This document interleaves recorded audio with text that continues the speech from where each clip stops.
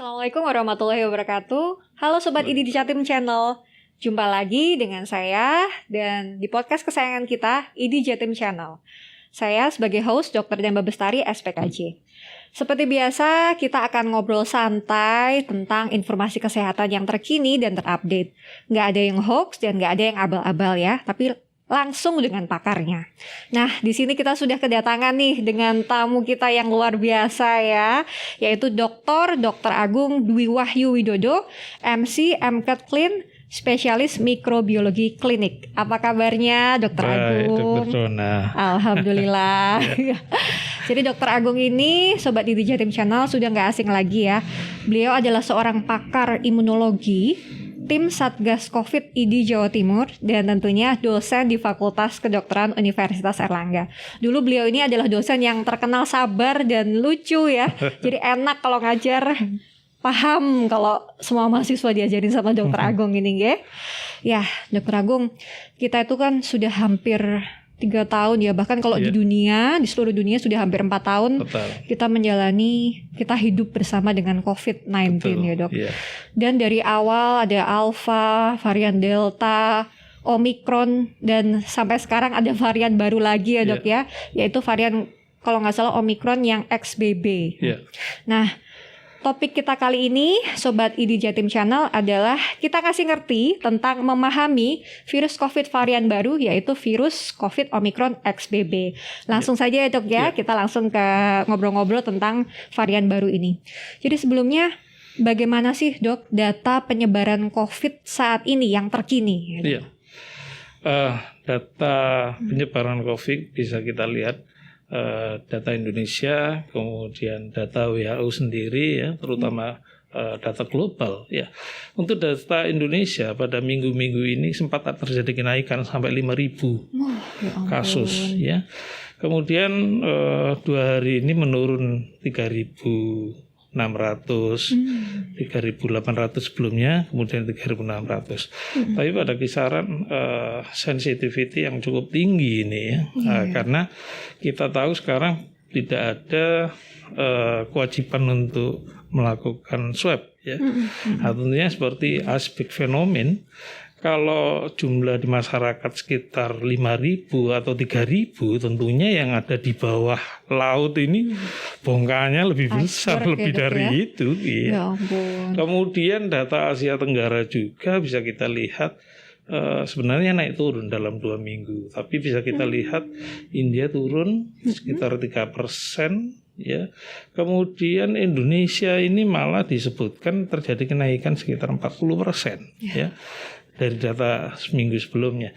Kemudian kalau kita lihat data dunia ya, masih ada yang masih positif tetap di atas 3-5% ya di beberapa negara bagian di dunia ini ya. Jadi ini menunjukkan bahwasanya COVID masih aktif, dan anehnya penyebaran memang seperti sporadik, seperti apa yang kita dapatkan sebelum-sebelumnya. Jadi beberapa negara memang meningkat cukup tinggi karena memang diserang oleh varian anaknya Omicron ini ya. Seperti negara kita ini juga sebenarnya diserang anak Omicron, tapi karena tidak adanya kecenderungan untuk melakukan swab dan seterusnya, jadi kesannya adalah ya tidak ada apa-apa ya. Sebenarnya dibilang tidak ada apa-apa, kalau kita bekerja di rumah sakit memang ada apa-apa sebenarnya, seperti itu ya. Gitu Dokter Dona. Iya, terima kasih dok. Jadi memang ini sebetulnya anak cucunya ya, entah nanti ya, semoga tidak berkembang jadi cicit-cicitnya ya dok ya.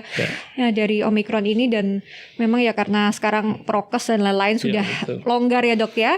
Baik dok, jadi itulah kenapa sekarang tadi sampai naik berpuluh% dibandingkan waktu sebelum-sebelumnya, waktu masa tenang itu ya dok ya. Baik dok. Nah sekarang kalau perbedaan dari varian yang anaknya Omicron ini ya dok ya, varian XBB ini apa sih dok dengan varian lainnya? Iya. Jadi kalau dulu kita mengenal bahwasanya varian-varian baru itu merupakan hasil mutasi ya. Jadi satu jenis virus kemudian mutasi pada beberapa titik, dia menghasilkan varian baru. Nah, XBB ini berbeda sekali dengan varian sebelumnya yang merupakan hasil mutasi. Tapi XBB ini adalah suatu hasil perkawinan, ya. Jadi kalau dulu satu virus kemudian mutasi berubah jaket berubah misalnya merah jadi biru, ya. Kalau ini XBB ini bukan, jadi virus A dengan virus B, ya, maka dia menginfeksi suatu sel menghasilkan satu virus baru, yaitu XBB. Jadi kalau menurut ahli virologi, ya, virus-virus anak varian Omikron ini diberi nama seperti mitologi, ya, yaitu Omikron ini merupakan blasteran dari banyak virus, ya, yang anak-anaknya sekarang. Seperti XBB ini oleh para ahli virologi disebut sebagai Griffon. Griffon ini adalah dalam mitologi Yunani adalah monster, ya, yang tubuh kepalanya adalah burung Garuda sampai cakarnya itu, kemudian badannya adalah singa. Ya ampun. Griffon ya dok. Griffon namanya. Griffon ini punya anak yang namanya XBB1, ya, XBB1 dan XBB2.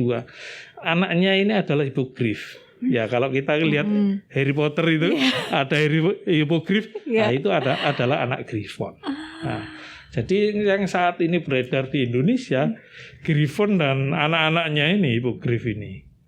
Tapi perlu diketahui bahwasannya si XBB ini adalah blasteran dari dua raksasa. Kalau menurut ahli virologi, ya, bapaknya namanya Mimas. Kalau dalam mitologi Yunani, Mimas itu adalah raksasa, ya.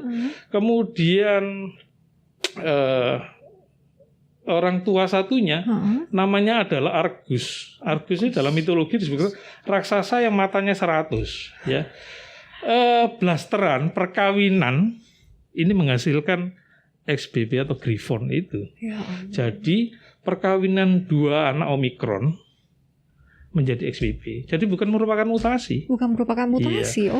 Sehingga sifat Mimas dan sifat dari Argus ini menurun ke XBB. Atau Griffon ini. Ya, seperti itu. Tercerahkan ya ternyata Sobat ID Jatim. Jadi ini bukan mutasi ya, tapi ternyata perkawinan ya. Blasteran. Mix blood gitu ya, dok, berarti ya. Jadi antara campuran ya, dari kalau campuran. Kita baca Harry Potter. Dokter Agus juga baca Harry Potter ternyata. Iya, jadi ternyata kan selama ini orang selalu bilang kok mutasi terus ya. Ternyata ini bukan hasil mutasi, tapi ternyata hasil tadi ya, hasil blasteran, rekombinasi. Dalam istilah imunologi seperti betul. Itu ya dok ya. Jadi kalau begitu dok, karena itu tadi adalah gabungan ya dari kedua jenis ya dok ya, kedua varian itu, apakah mungkin XBB ini sendiri itu bisa bermutasi membentuk varian baru lainnya, atau mungkin dia bisa menikah dengan yang lainnya lagi? Monggo dok. Iya. Jadi kalau seandainya dia berasal dari blasteran dua jenis Omikron, ya, tentunya kalau seandainya dia mutasi sangat mungkin, ya, karena kita tahu induk Omikron juga mengalami mutasi, ya, menjadi anak-anaknya yang tadi seperti Argus, Mimas, kemudian jadi ini blasterannya menjadi XBB atau Griffon. Nah, kalau seandainya nanti Griffon ini, ya, kemudian mengalami perkawinan lagi, blasteran lagi dengan tidak tahu apa lagi, itu kemungkinan bisa terjadi. Bisa sekali ya, sangat terjadi bisa. Ya, sangat bisa. Karena logikanya Griffon ini ada anak blasteran. Kalau kemudian dia kawin dengan blasteran yang lain, maka blasteran dengan blasteran dia akan kawin ya, seperti itu. Ini seperti kita membaca versi Jackson ya. Wah, ini pakar mitologi juga ternyata Dokter Agung ya, gak cuma pakar imunologi. Iya dok, wah menarik sekali ya sekarang ya dok. Kalau dianalogikan seperti semacam makhluk dari mitologi ya, jadi kita lebih paham gitu ya. Karena kita kalau memahami secara keilmuan ya di virologi sendiri, wah sangat sulit untuk kita jelaskan. Abstrak gitu. Kalau kita membaca Harry Potter, versi Jackson mungkin kita lebih paham. Seperti itu. Iya, keren dok, apa cara mengajarnya ya dok ya. Nah sekarang dok, kalau varian XBB ini tadi ya, apakah cukup berbahaya ya? Mungkin kita bisa menganalogikan dengan kalau yang dulu yang paling mungkin ya paling mortalitasnya paling tinggi kalau tidak salah kan yang Delta ya dok ya. Bagaimana dengan varian yang saat ini dok? Ya, kalau kita amati dari data-data yang dikumpulkan oleh WHO, kemudian data-data dari negara tetangga yang kemarin sempat bulan kemarin mungkin ya, yang sempat diobrak-abrik oleh SBB atau Griffon ini, yaitu negara tetangga kita Singapura. Singapura sempat naik sampai 150% saat itu, lebih dari 6.000 per hari malahan ya, sempat naik seperti itu. Dan mereka melaporkan kepada khalayak bahwasanya secara severity ya, kemudian virulensi tidak. Jadi seperti Omikron biasa. Tapi setelah mereka amati, walaupun tidak menimbulkan kematian dan lain-lain, angka MRS dengan masuk ICU-nya ya cukup tinggi. Jadi ini menunjukkan ya sama dengan sifat Omikron yang lain. Tapi dari data yang dihimpun oleh WHO, terutama di Asia Tenggara, angka kematiannya sekitar 3%. Nah ini adalah sesuatu yang kita anggap ringan secara klinis ya, tapi kok masih ada kematiannya ya, terutama pada kasus pada lansia dan anak-anak itu yang perlu kita wadai. Kelompok rentan ya. Tetap ya berisiko ya dok ya. Iya baik dok ya. Berarti bisa dibilang ya walaupun memang ya kita itu tidak yang seperti tahun 2021 ya dok ya, seperti Delta, tapi tetap saja mortalitasnya ada dok ya, dan cukup menurut saya lumayan ya dok ya. Nah sekarang bicara soal pertahanan ya atau prevensi dok, kita kan biasanya ngomong tentang imunitas ya dok ya. Nah dengan kita yang alhamdulillah di tahun 2022 ini kan sudah cukup banyak yang vaksinasi ya dok ya. Jadi ya ada aplikasi-aplikasi yang bisa memantau kita apakah sudah divaksin. Kalau mau ke mall atau kemana-mana kan harus scan barcode vaksin ya dok ya, ada syaratnya. Nah menurut dokter, apakah imunitas orang-orang terutama di Indonesia ini ya sudah cukup untuk melawan varian yang ini? Kita lihat saja data yang ada ya, data yang ada yang dikumpulkan oleh para ahli terutama WHO, kemudian hasil riset terkait XBB ya. Kita tahu kalau XBB ini adalah merupakan anak-anak Omikron. Ternyata kalau kita lihat anak-anak Omikron ini memiliki sifat yang kadang-kadang tidak sama dengan induknya. Apalagi ini adalah blasteran ya. Tentunya kalau saya pribadi melihat blasteran ini ada sifat yang dibawa dari induknya ya, kedua induknya ini. Jadi sifatnya sedikit banyak ada yang dibawa dari si Mimas, ada yang dibawa dari si Argus ya. Ternyata dari data penelitian menunjukkan bahwasannya apa yang kita sebut sebagai RBD, yaitu bagian spike-nya si XBB ini ya, memiliki sifat separuh Argus, separuh Mimas. Jadi ini mutasi dari Argus dan mutasi dari Mimas itu ada pada SBB ini. Jadi ada dua sifat yang mereka miliki. Kemudian setelah dilakukan uji ya terhadap beberapa vaksin, para ilmuwan menyebutkan ini membuat kita terserang dan kita harus ngomong memang ya. Jadi XBB ini ternyata dia punya kemampuan untuk menghindar dari antibodi vaksin. Nah ini sebagian besar Omikron adalah seperti ini ya. Nah ini yang kita khawatirkan.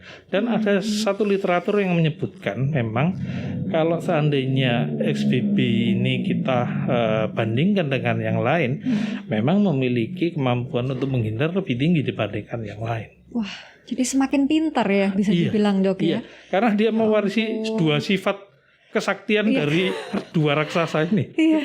Ya ampun.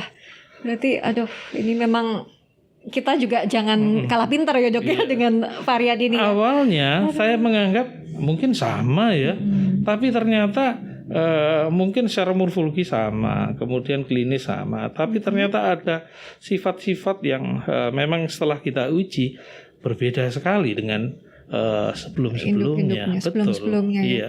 Berarti kalau penularannya juga sangat mungkin lebih tinggi ya dok ya virulensinya. Kita tahu kalau kita sebut ini ya varian Omikron. Varian Omikron adalah varian yang terkenal tercepat dalam proses penularan atau transmisinya. Jadi kalau dia adalah anak-anak Omikron, ya sudah dia memiliki galur yang mampu menular lebih cepat dari Delta. Lebih cepat. Oh iya.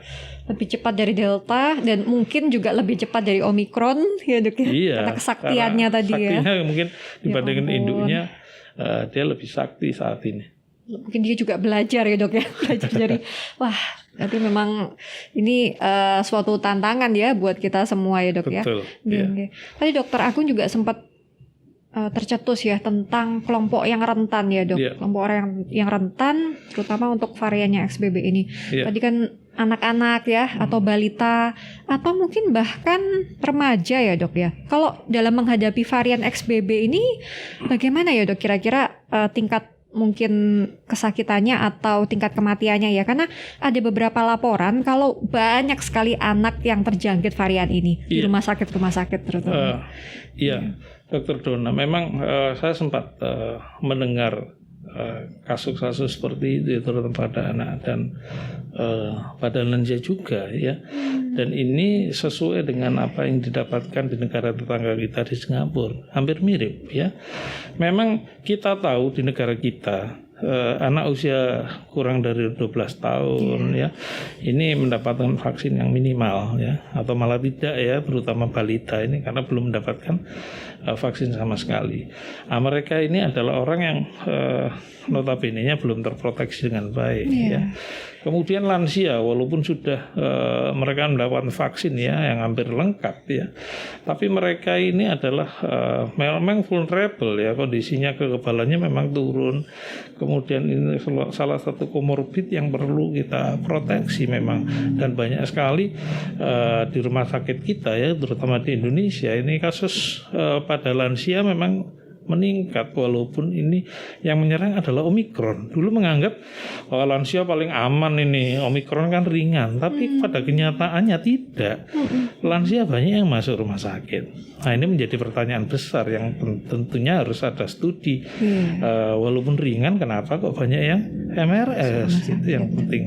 Ya, tentunya ini yang harus kita garis bawahi, proteksi apa yang paling cocok untuk mereka berdua ya, yaitu orang yang belum divaksin, kemudian lansia ya. Memang Omikron ini terkenal dulu disebutkan mereka akan menyerang orang yang belum divaksin ya, Omikron ini, dan orang yang sudah divaksin.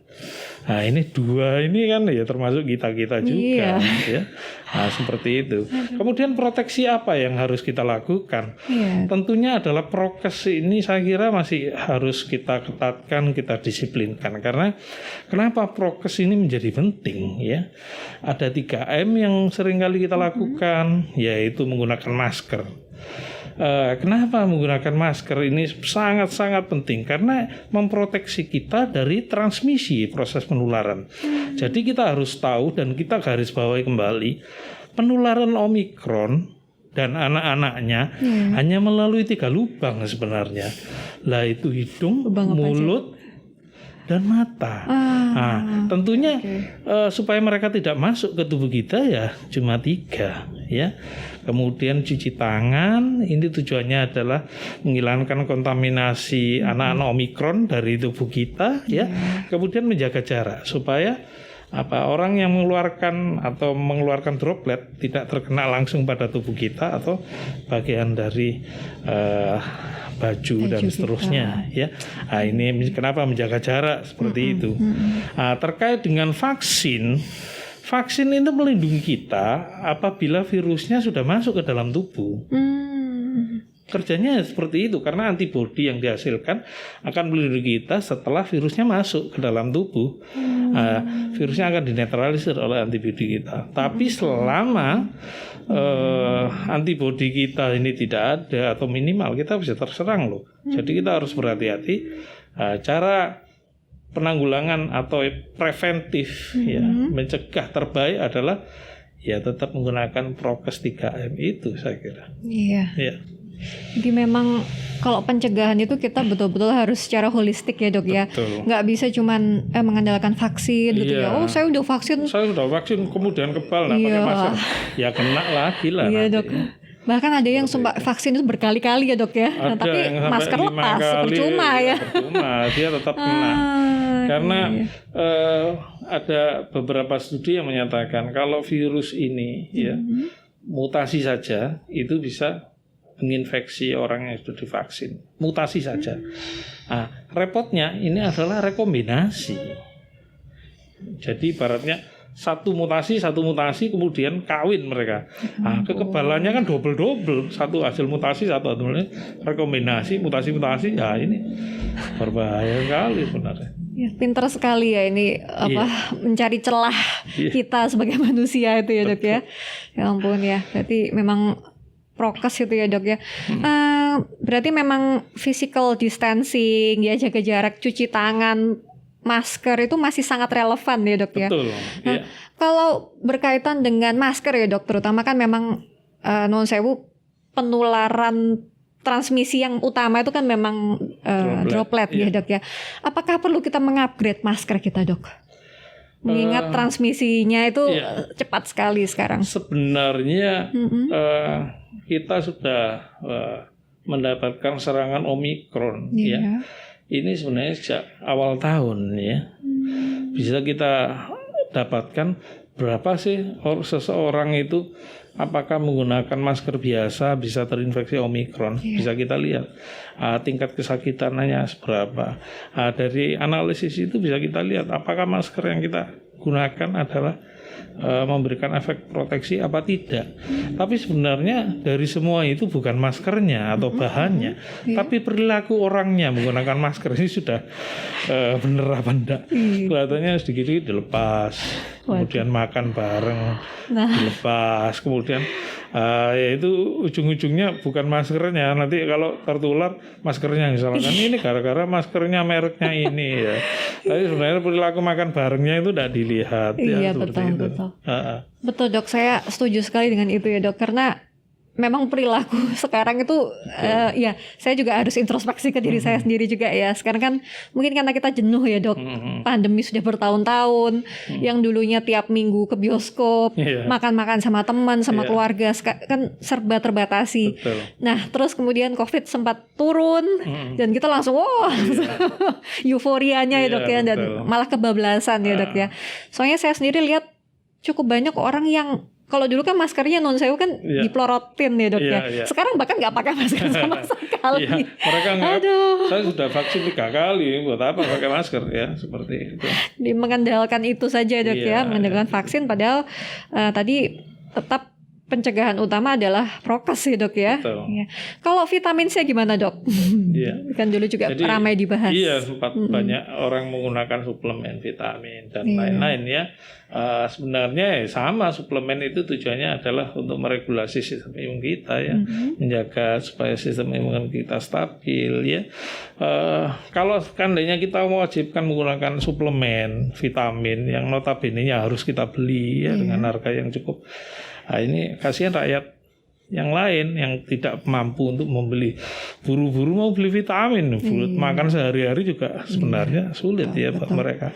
Kalau saya sarankan sih apa yang bisa mereka makan, terutama nutrisinya ya tentunya harus berimbang, nggak harus mahal sebenarnya. Kalau seandainya mereka bisa makan nasi, kemudian ada protein, nggak harus mahal proteinnya, nggak harus ikan, telur ya. Kemudian buah itu juga tidak harus yang mahal, apel, anggur enggak. Sebenarnya bisa pepaya kan terjangkau saya kira. Nah kalau seandainya mereka mampu untuk mengatur nutrisinya itu secara berkesinambungan, tercukupi dan seterusnya, saya kira itu lebih cukup dari cukup ya. Lebih dari cukup ya dok ya. Karena kalau Anda mengandalkan nutrisi saja, misalnya vitamin, itu kalau kelebihan di dalam tubuh kita kan tetap dikeluarkan. Iya, ya. betul. Nah, kalau nutrisinya sudah mencukupi ya sudah, saya kira tidak perlu vitamin dari luar dan seterusnya. Sudah lebih dari cukup ya dok ya. Jadi memang nggak perlu mahal ya dok sebetulnya. Perlu mahal ya. untuk sehat, untuk sehat ya. Tapi kita perlu untuk konsisten ya, gitu ya, konsisten dan kadang-kadang ya kita ini buah minggu berikutnya tidak sama buah sama sekali ya, seperti itu. Betul. Kalau olahraga gimana dok? Ini juga memang harus kita lakukan ya. Walaupun pada kondisi COVID ya. Jadi tentunya olahraga itu menjaga kebugaran ya. Tapi kita harus tahu ya, tubuh kita ini alert pada siang hari. Ya, jadi olahraga dianjurkan pada siang hari, tidak pada malam hari. Kenapa kok tidak malam hari? Ternyata dari sudut pandang imunologi, olahraga malam hari itu sangat membahayakan. Karena apa? Pada saat malam hari, sistem imun kita sebenarnya dalam tanda petik adalah tidur. Jadi tidak serta-merta, tidak serta-merta kalau Anda menghirup udara kemudian ada kumannya, ada virusnya, mereka segera menangani, enggak. Tapi karena kondisinya memang istirahat dia, jadi tidak baik. Apalagi malam memang waktunya istirahat, kemudian produksi radikal bebas itu seharusnya pada malam hari dibersihkan. Tapi kalau dibuat lagi dengan olahraga yang berat ya, ini membahayakan. Jadi justru tidak disarankan olahraga pada malam hari. Ya. Malam hari kita gunakan untuk istirahat. Istirahat yang benar adalah tidur. Tidak bisa dikompensasi ya dok. Bukan yang lain. Bukan tiduran kemudian hanya rebahan saja, nonton TV, bukan. Adalah tidur. Karena dari sisi imunologi sekali lagi, tidur ini adalah regulasi sistem imun kita. Jadi ada pergantian tugas jaga, ibaratnya seperti itu. Ada peningkatan perbaikan sistem imun yang lain ya, dan seterusnya. Jadi memang tidur ya, bukan yang lain. Ya, jadi nggak bisa dikompensasi ya dok, bahwa nggak apa-apa saya begadang tapi stok vitamin, stok ini, stok ini nggak bisa ya dok ya. Tidur adalah tidur, bukan untuk tidak mungkin tergantikan ya dok ya. Tergantikan. Kebutuhan dasar ya dok ya. Iya. Kalau tidur tapi untuk waktunya, jamnya secara umum sama ya dok ya? Tentunya kita harus tahu tidur yang berkualitas seperti apa. Kalau tidur 8 jam tapi tiap jam bangun itu kualitasnya juga jelek, tidak bagus ya. Sama dengan kita tidur 8 jam tapi bolak-balik bangun, itu kan kita rasanya ngantuk banget sebenarnya. Itu juga tidak bagus untuk tubuh kita, rasanya juga capek. Jadi memang tidurnya cukup ya. Kemudian kualitasnya juga yang penting adalah untuk tubuh kita benar-benar setelah tidur fit. Bukan segar, bangun, gitu. Capek semua, tambah ngantuk. Nah itu tidak benar malahan. Jadi kita benar-benar, tiap orang kan punya cara tidur sendiri. Ya. Jadi tidak bisa ini harus dihantam semua, pakai ini semua, tidak bisa. Jadi istilahnya nggak bisa one size fits all gitu ya dok ya. Jadi kuantitas, kualitas, gaya hidup. Yang tahu orangnya itu orang sendiri. Sangat personal ya. Betul, nggak bisa harus 8 jam seperti bayi. Ini tidak sama. Iya. Jadi indikatornya tadi ketika kita bangun dan kita merasa segar, merasa fit. Nah itu jadi adalah pikiran kita bisa jernih, enak, nggak pusing, nggak sakit semua. Itu bisa kita rasakan kalau benar fitnya di situ. Iya baik itu ya. Ya ini tadi Dokter Agung sudah banyak sekali ya menyampaikan tips-tips cara hidup sehat ya. Intinya sebetulnya sama ya dok ya. Dengan COVID dari zaman awal sampai akhir sekarang. Jadi kan musuhnya kan tetap satu. Tetap COVID, sama. Tetap COVID itu. Iya jadi intinya sudah konsisten saja. Prokes, gaya hidup sehat dan lain-lain ya dok ya. Baik dok, ini kayaknya seru sekali ya bincang kita kali ini ya, nggak terasa ya. Mungkin sebelum ditutup ya dok, ada sedikit pesan-pesan atau closing statement yang bisa disampaikan ke Sobat ID Jatim Channel. Iya. Bapak dan Ibu sekalian, tentunya mulai tahun 2000 akhir 2019 ya, kita memiliki musuh bersama yang sama ya. WHO menyebut penyakitnya sebagai COVID dan penyebabnya adalah SARS-CoV-2. SARS-CoV-2 ini awalnya bermutasi terus, kemudian sekarang mereka tidak hanya bermutasi tapi melakukan rekombinasi, ya, kawin mawin ya kita nyebut. Nah, karena musuh kita tetap sama, tentunya strategi yang efektif yang sudah pernah kita lakukan dan itu berhasil dan bisa menurunkan kasus adalah sama, ya, yaitu melakukan prokes 3M. Ya, kemudian kita jaga kondisi tubuh kita agar selalu sehat dan fit. Mungkin ya strategi akan kita ulangi lagi karena musuhnya sama dan strategi itu memang efektif ya. Tidak ada strategi lain yang saat ini. Ya, iya betul, WHO sudah mengakuinya. Dengan masker kita bisa turunkan. Kemudian dengan jaga jarak bisa turunkan, dengan cuci tangan bisa menghilangkan. Dan kita bisa tahu cuci tangan gunakan sabun, gunakan alkohol itu membunuh COVID sebenarnya, tapi orang-orang tidak menyadari itu. Ya. Jadi sebenarnya semua tiga-tiganya efektif. Ya. Efektif semua ya. Seperti itu, mungkin itu closing. Baik, terima kasih banyak Dokter Agung ya. Ini sangat mencerahkan ya Dok ya, karena banyak sekali pertanyaan seputar COVID varian baru ini. Dan saya rasa semua penjelasan dari Dokter Agung ini insya Allah sangat bermanfaat dan bisa diaplikasikan, itu yang paling penting. Amin, ya Dok ya. Terima kasih banyak. Semoga bincang santai kita kali ini bisa mengedukasi, juga bisa melawan hoax-hoax yang bertebaran. Dan yang paling penting, Sobat ID Jatim Channel, kalau suka dengan tayangan kali ini jangan lupa untuk like dan subscribe ya. Baik, terima kasih. Assalamualaikum warahmatullahi wabarakatuh. Waalaikumsalam warahmatullahi wabarakatuh.